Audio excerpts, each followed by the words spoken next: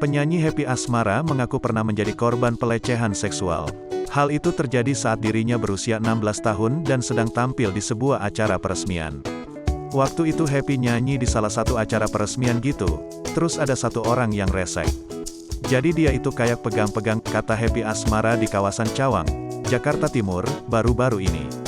Tak hanya dipegang-pegang, dirinya juga ditawari beberapa penawaran seperti motor, mobil, dan rumah. Namun, Happy Asmara tidak tertarik pada penawaran tersebut.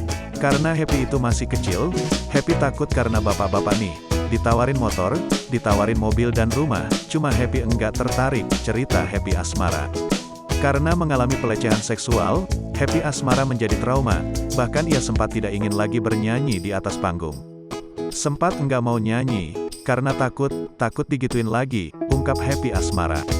Seiring waktu Happy Asmara mulai mencoba bernyanyi lagi di atas panggung.